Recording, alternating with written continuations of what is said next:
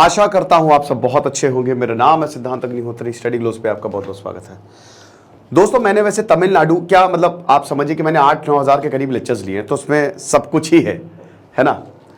तो मैंने उसमें पूरा तमिलनाडु की भी हिस्ट्री बताई है। तमिलनाडु की हिस्ट्री पे मैंने तकरीबन 30 से 40 लेक्चर्स हैं, जिसमें पेरियार की बायोग्राफी, पेरियार को मैंने काफ़ी पढ़ा है, इनकी राइटिंग्स को मैंने काफ़ी पढ़ा है। आपके अन्नादुरई की बायोग्राफी, CN अन्नादुरई, राजगोपालाचारी की बायोग्राफी, M करुणानिधि, जयललिता की बायोग्राफी, तो आप देख सकते हैं पूरा MGR की बायोग्राफी। तो पूरा मैंने तमिलनाडु हिस्ट्री कवर की है। अभी हम ये क्यों कवर कर रहे हैं? क्योंकि इसलिए बिकॉज जो उदयनिधि हैं, स्टालिन के बेटे, उन्होंने एक ऐसा बयान दिया, हालांकि आज उनका स्टैंड बिल्कुल फर्म है कि सनातन धर्म को अपरूट कर दो, एबॉलिश कर दो। सनातन धर्म जो है वो सही नहीं है और ये बेकार है, ऐसा उन्होंने इस तरीके का बयान दिया था उन्होंने। ठीक है, तो इस पे काफ़ी बवाल हुआ। तो अब यहाँ पे उनका, हालांकि उनका स्टैंड फर्म है, वो कह रहे हैं कि देखो मैं बिल्कुल बोलता हूँ, मैं अन्नादुरई, अंबेडकर, पेरियार के एक्सटेंसिव राइटिंग्स दे सकता हूँ, ठीक है, किसी भी पोडियम पे, किसी भी मंच पे। तमिल राइटर्स की मीटिंग थी, वहाँ पे ही इन्होंने बोला था उदयनिधि ने, और इस पर काफ़ी बवाल भी हुआ। और अभी भी इन्होंने बोला कि मैं उनके खिलाफ नहीं हूँ, जैसे बीजेपी कह रही जेनोसाइडल कॉल है, तो यहाँ पे ये बोल रहे कि मैं धर्म के खिलाफ हूँ, सनातन धर्म के खिलाफ हूँ, मैं उन लोगों के खिलाफ नहीं हूँ जो इसकी पूजा कर रहे हैं। तो जो जेनोसाइडल ये बोल रहे हैं ना, ये सब पॉलिटिकल एजेंडा है। पर हम बात करेंगे, देखिए DMK की थोड़ा सा इतिहास ऐसा ही रहा है ना, तो वो सनातन को अपोज करते हैं, तो हम बात करेंगे। उससे पहले दोस्तों 150 प्लस घंटे, 490 रुपये का कोर्स, आंसर राइटिंग का ऐसा शानदार कोर्स आपने देखा नहीं होगा। 15 से 20 हज़ार का कोर्स कहीं पे भी बाहर मिलता है, लेकिन ये हम जो कोर्स आपको लेके आए हैं, पहले क्लास में बच्चे पागल हो गए, कहते सर इस बार तो सिलेक्शन पक्का है, क्योंकि जो हमारे टीचर्स हैं उन्होंने इस बार सिलेक्शंस दिए हैं। तो आप फटाक से ज्वाइन करें इस कोर्स को, क्योंकि कल हम सेल को खत्म करेंगे। तो Tamil Nadu youth welfare minister Udhayanidhi Stalin, जो कि MK स्टालिन के बेटे हैं, present chief minister of Tamil Nadu, आपको पता है। चले भी मैं PPT वाइज चलता हूँ, फिर आपको एक चीज़ बता दूंगा। तो उन्होंने बोला कि सोशल जस्टिस के अगेंस्ट है, इसलिए इसको इरेडिकेट कर देना चाहिए, कंप्लीट इरेडिकेशन, जो कि पर्सनली मुझे बहुत ही बुरा लगा, बहुत ही खराब स्टेटमेंट था। It is very very bad statement. शायद मतलब अगर किसी और धर्म के खिलाफ तो बहुत बवाल हो जाता है इस पर, आप समझ रहे हैं। बाद में उदयनिधि ने बोला कि मैं एक्सटेंसिव राइटिंग्स पेरियार और अम्बेडकर की प्रेजेंट करने के लिए तैयार हूँ, जिन्होंने इन डेप्थ रिसर्च किया धर्म, सनातन धर्म और उनका जो नेगेटिव इम्पैक्ट है। एक एक चीज़ मैं क्लियर करूंगा, टेंशन लेने की बात नहीं है। देखिए, सनातन की बहुत ज़्यादा बात हो रही है। आपको बता दो कि सनातन एटर्नल होता है ना, और कोई एक प्रॉपर, देखिए हिंदुइज्म की एक फिलॉसफी है ही नहीं कोई, बहुत सारी फिलॉसफीज है। तो सनातन आपको वेदों में नहीं मिलेगा, आपको मिलेगा भागवत गीता में, भागवत गीता में मिलेगा आपको, ठीक है। सनातन यहां पे जो है वो इसका जिक्र आता है। तो हां, तो अब यहां पे तमिलनाडु रूलिंग पार्टी DMK का ये वैसे तो आपको बता दूं कि द्रविड़ कज़गम, ठीक है, कज़गम मतलब एसोसिएशन होता है, और द्रविड़ मतलब सदन, द्रविड़ नाडु है ना, बहुत द्रविडियन लैंग्वेजेस, द्रविडियन जो साउथ है पूरा, आंध्र प्रदेश, तेलंगाना, कर्नाटक, केरल और तमिलनाडु, इसको आप पूरा द्रविडियन कहेंगे। तो पहले तो यही बोला जा रहा था कि भाई इसी को ही अलग देश बना दो, ठीक है। तो DMK, द्रविड़ मुनेत्र कज़गम, जो कि अभी इस समय रूलिंग पार्टी है, 2026 में अब नेक्स्ट इलेक्शन होंगे। Self respect movement, EV Ramasamy, Periyar, Periyar नदी है ना वहां पे, है ना। कौन थे पेरियार? 1879 में कोयम्बटूर में इनका जन्म हुआ। ओके, एथीस्ट थे ये, एक बहुत बड़े सोशल रिफॉर्मर माने जाते हैं ये, और बहुत ही हाईली कंट्रोवर्शियल रहे ये। पेरियार एक ऐसा इंसिडेंट हुआ, देखिए इंसान का जो एक्सपीरियंस है ना वो उसको बनाता है। 1904 में, 1879 में जब शुरुआत में, देखिए शुरुआत, जो तामिलियंस होते हैं ना, दे आर वेरी रिलीजियस, बहुत रिलीजियस है वो। साउथ इंडियंस ज्यादा बहुत रिलीजियस है वो, मैंने ये देखा है। तो वहां पे पेरियार की अगर बात करते हैं तो वो भी बहुत रिलीजियस थे शुरुआत में उनकी मम्मी, माता पिता उनकी रामायण की कहानी बनाते, महाभारत, बट धीमे धीमे जब वो बाहर, जब भाई सोवियत, वहां पे कार्ल मार्क्स को पढ़ा, लेकिन 1904 में जैसे काशी जब गए ये वाराणसी, उस समय सबसे पवित्र, आज भी सबसे पवित्र शहर, भोलेनाथ की नगरी, वहां पे एक ऐसा इंसिडेंट हुआ जिन्होंने झकझोर के रख दिया। जैसे महात्मा गांधी के जीवन में, इंसान के जीवन में एक ऐसा इंसिडेंट होता है। नवनीत सिकेरा, आपको पता ही है, उनके जीवन में भी बहुत बड़े, आप समझिए कि जो डीजी रहे थे यहाँ के और कमाल किया था वो, उनके ऊपर भौकाल सीरीज भी बनी है। तो हर किसी को बेइज्जती, अंबेडकर के साथ ऐसा हुआ। बेइज्जती, जब बेइज्जती होती है ना, भयानक बेइज्जती, और आप ये मत समझ, अगर आपकी बेइज्जती हो रही है, बड़े बड़े लोगों के साथ हुई है। महात्मा गांधी को ट्रेन से धक्के मार के, लात मार के फेंक दिया। अंबेडकर रात 2 बजे अंबेडकर के दरवाजे पे खटखटा रहे, निकलो यहां से, निकल। ये हिसाब किताब पेरियार के साथ 1904 में जब ये काशी गए, बहुत उम्मीद से गए कि एक ऐसा शहर, बहुत रिलीजियस, देखना है हमको, भव्य शहर। लेकिन जब ये गए, वहां पे फ्री मील्स ऑफर की जाती थी। तो एक तो जब इन्होंने देखा कि लोग भीख मांग रहे हैं, कहते हैं ना कि भाई मरने के लिए भी आजकल पैसे लगते हैं, ठीक है, तो भीख मांग रहे लोग, जो बॉडीज जो है वो फ्लोट कर रही है, तो इनका थोड़ा सा उसी से माइंड नेगेटिव हो गया।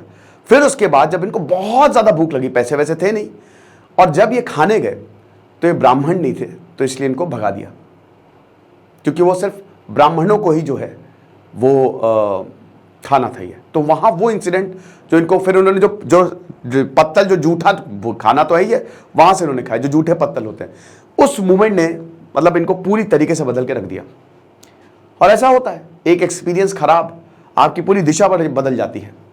एक्सपीरियंस अच्छा, दिशा बदल जाएगी।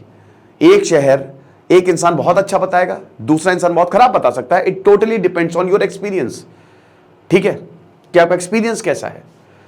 तो ये हुआ बड़ा बुरा।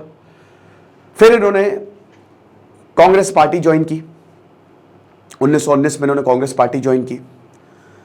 1922 में भाई पूरा सिविल नॉन कॉपरेशन मूवमेंट चला, उन्होंने पार्ट लिया। देन उसके बाद इन्होंने सेल्फ रिस्पेक्ट मूवमेंट जो है वो चालू किया, वैकोम सत्याग्रह चालू किया। वैकोम सत्याग्रह क्या था? वैकोम सत्याग्रह में जो लोअर कास्ट थे उनको मंदिरों में एंट्री नहीं थी, इसके लिए कि बहुत हो गया, बहुत हुआ सम्मान।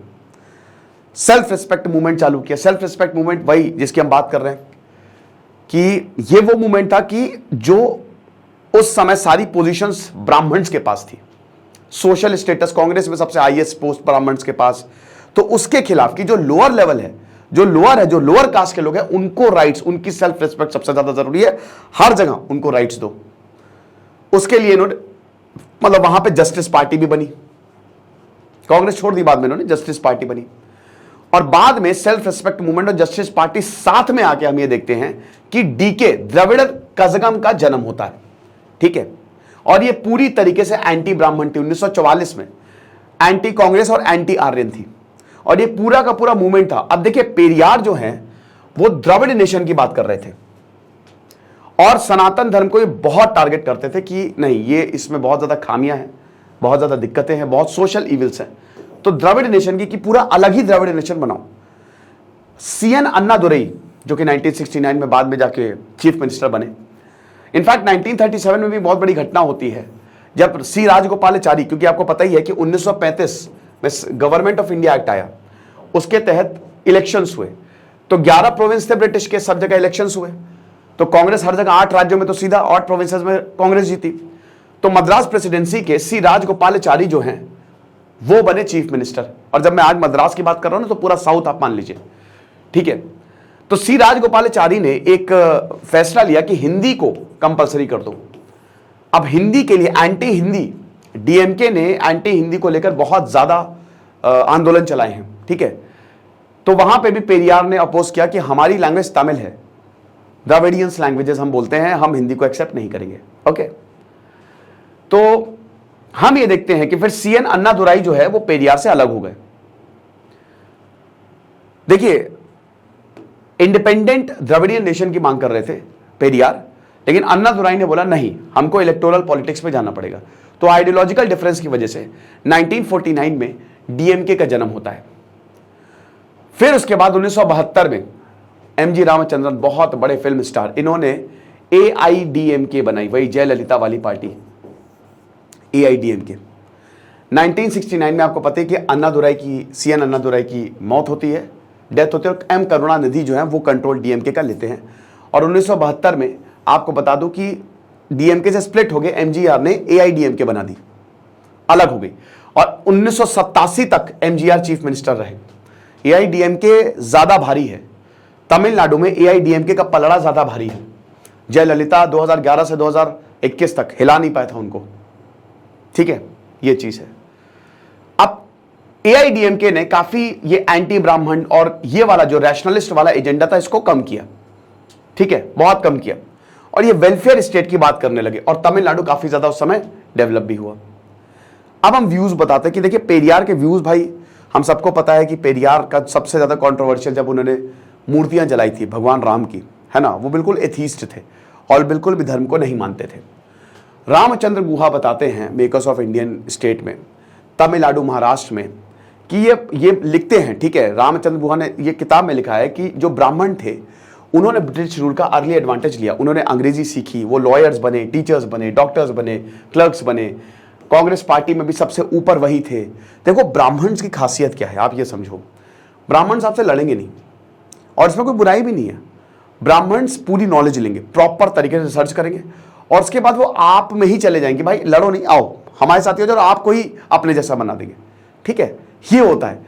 लेकिन अब इसमें देखिए वैसे तो ब्राह्मण है कौन, ब्राह्मण असली में ब्राह्मण का कोई कास्ट से लेने ही देना नहीं है, ये तो बोल दिया कास्ट कास्ट कास्ट है ही नहीं। ब्राह्मण वो है जो ज्ञानी है, समझ रहे हो, यहां पे कास्ट नहीं, धर्म से नहीं कर्म से ब्राह्मण होता है इंसान, कि जो ज्ञानी है। अंबेडकर सबसे उनसे बड़ा, भाई सबसे बड़े ज्ञाता तो अंबेडकर थे, ठीक है, उन्होंने तो सारे वेद पढ़े, सब बहुत कुछ पढ़ा उन्होंने। तो वही मैं बता रहा हूं कि ये तो अब बोल दिया, बाद में लेटर वैदिक पीरियड में कबाड़ा हुआ है इसका, है ना, ये चीज है। तो अब एक्सीडेंट या डिजाइन जो भी है, तो जो पॉलिसी भी थी वो भी इन्हीं को ही फेवर करती थी। और बाद में जब बी आर अंबेडकर आए और ईवा रामास्वामी आए, तो इन्होंने इसको अटैक किया कि ये तो बिल्कुल ही भाई सबसे ऊपर पोस्ट पे तो ब्राह्मण है, जो लोअर पोस्ट वो तो भाई अभी तक बहुत ज्यादा दिक्कत में है। और ये कोर बिलीफ्स जो है वो अपनी राइटिंग्स के थ्रू ईवी रामास्वामी ने, मतलब पेरियार ने इसको पूरा का पूरा जो है प्रोपोगेट किया, ठीक है। इनफैक्ट जो डॉक्टर कार्तिक राम मनोहरन लिखते हैं freedom from God Periyar and religion, तो बहुत सारे कार्ल मार्क्स को लेके, भगत सिंह को लेके, यहाँ पे जो atheist and atheist Burton Russell, why I am not a Christian, इसको लेके हम ये देखते हैं कि काफी ज्यादा जो है वो इन्होंने, और रिलीजन्स पे कि भाई यहाँ पे अगर कोई भी शुरुआती दौर में ऐसा था कि अगर मान लो कोई जो लोअर कास्ट का है वो अगर वेदों का उच्चारण सुन लेता था उसको मार दिया जाता था, उसके खौलता हुआ तेल डाल दिया, जो कि गलत है, बिल्कुल सही बात है, पर इसको कोई भी जस्टिफाई थोड़ी ना कर सकता, ये तो गलत है। बट इस बिना पे सनातन धर्म को ही गलत कह देना, हिंदुइज्म को।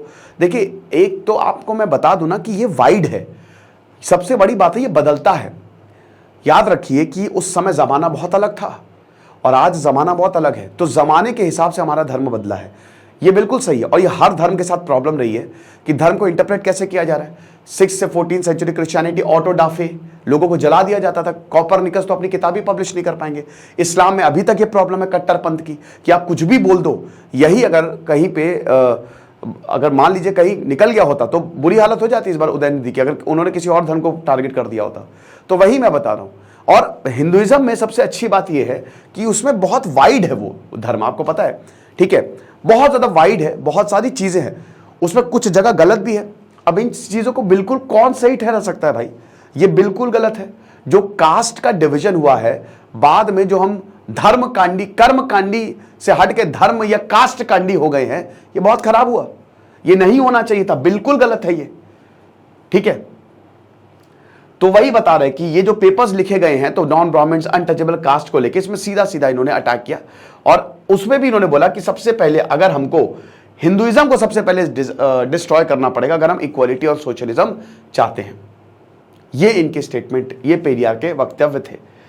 अब देखिए 1969 में इन्होंने बोला था कि मैं रिफॉर्मर हूं ह्यूमन सोसाइटी का, मुझे फर्क नहीं पड़ता देश, भगवान, रिलीजन, लैंग्वेज और स्टेट, मतलब ना भगवान को मानते हैं, ना देश, ना कोई कुछ नहीं, मैं सिर्फ इंसानियत को मानता हूं, मैं सिर्फ इंसान को मानता हूं, ये बोला।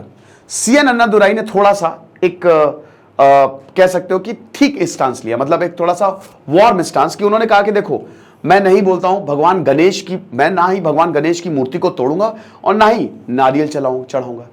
उसके बाद एम करुणानिधि जो थे वो एक एथिस्ट थे, ठीक है ना। उन्होंने अगेन ब्राह्मण्स एंड रिलीजियस को काफ़ी ज़्यादा क्रिटिसाइज फिल्म्स के, और काफ़ी मतलब आप समझिए कि लोग अपने नेटिव लैंग्वेज में बोले, ये सारी चीज़ें हैं।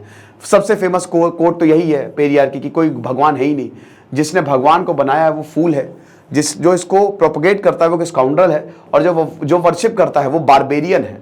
समझ रहे हो, बारबेरियन मतलब जो एकदम क्या कहता है, तानाशाह मारता है जो सब कुछ, ठीक है, ये हिसाब किताब।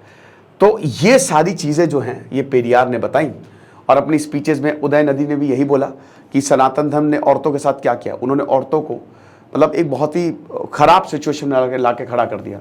जो भाई सती परंपरा जो है वहाँ पे हमको देखने को मिलती है, जो कि बहुत ही गलत थी, ठीक है। अभी आप समझिए कि हमने क्या किया, हमने फ्री ट्रैवल दिया वुमेन्स को 1000 रुपए में। वो देखिए, ये तो खैर जयललिता ने इसको बहुत बड़ा श्रेय जाता है एक तरीके से, जो रिफॉर्मेशन आया तो बताया कि जो 39 पार्लियामेंट्री कंस्टिट्यूएंसी है, हमें वो लेते हैं तमिलनाडु में कि एक भी सीट जो है वो इनको ना जाए, और सब यही देखिए।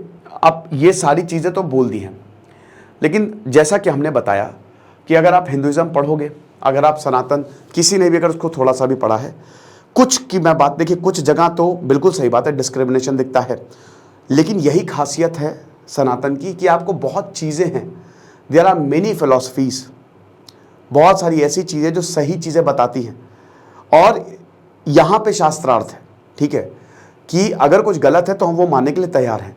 ये अलग बात है कि लोग अपने अपने तरीके से धर्म इंटरप्रेट करते हैं, जो कि शायद सही नहीं है, क्योंकि इससे कट्टरता बढ़ती है। अगर सही तरीके से धर्म को बताया जाए तो हर किसी में प्रेम सद्भाव भी बढ़ेगा, क्यों, ऐसा ही तो होता है। तो ये कहना बिल्कुल गलत होगा, ठीक है। मैं पेरियार से बहुत जगहों पे सहमत नहीं हूँ, बहुत जगहों पे जिस तरीके से उनका स्टैंड रहा, इतना हार्ड स्टैंड रहा, मैं एकदम सहमत नहीं हूँ, ठीक है। और कुछ जगह सहमत भी हूँ जहाँ वो सही बात है। तो यही हिंदुइज्म भी कहता है, जहाँ सही वहाँ सही, जहाँ गलत वहाँ गलत। अब आप सभी को गलत बता दोगे या सभी को सही बता दोगे तो ये तो कोई समझदारी नहीं हुई, है ना। क्योंकि हमने ये देखा है, हमने चाइना में देखा है, माओ जेडोंग बहुत बड़े एथीस्ट, लेकिन उन्होंने, आप अगर उनकी कहानी पढ़ेंगे तो ये किसी राक्षस से कम नहीं थे। उनकी किताब द प्राइवेट लाइफ ऑफ माओ, जो लीन है, डॉक्टर लीन इनकी प्राइवेट फिजिशियन में लिखी है, आप पढ़िएगा, आप हिल जाएंगे माओ जेडोंग के बारे में जान के।